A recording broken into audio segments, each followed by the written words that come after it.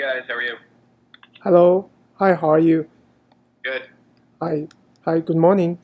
Good morning. Good morning. Yeah, so thank you for accept my request for an interview. Thank you very No much. problem.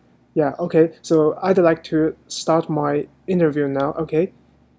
Sure. Okay, so the first question is that how did you get started in the venture capital industry?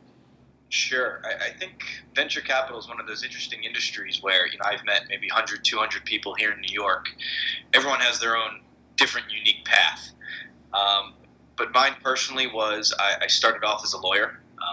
I practiced for 3 years. Then I moved over to finance for another 3 years, at which point, like many others, I got the entrepreneurial bug and I left my job full time to start my own company. So for about 2.5 years, I ran a fashion technology company centered around men's fashion.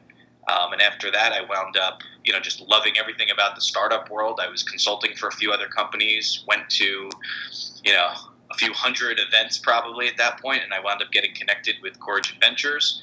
And it was just a really good fit to, really get involved in an early stage and build out that part of their business. Okay, that's cool. Yeah. So the second question is that what are you interested in investing now? Sure. So we're pretty sector agnostic.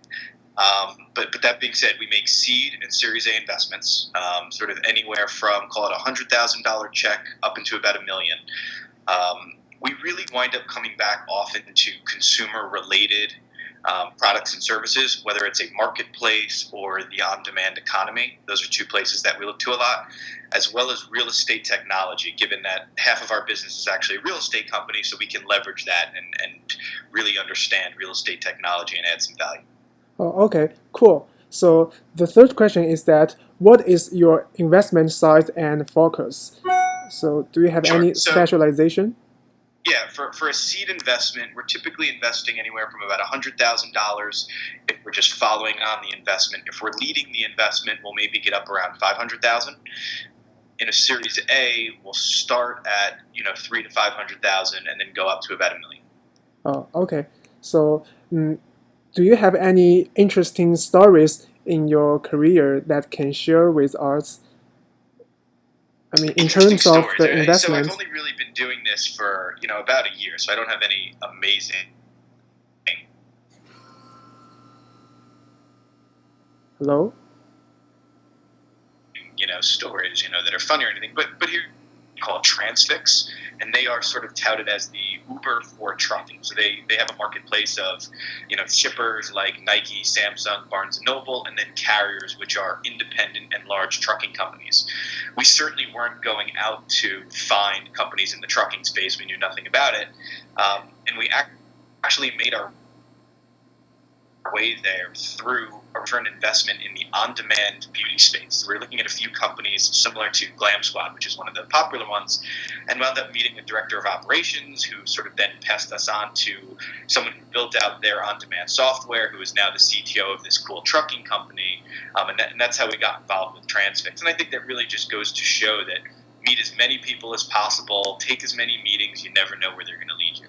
Oh, okay. So that's very cool. So my another question is that how can you? What do you think that how can the students, especially the finance graduate students, how can they break into the venture capital industry?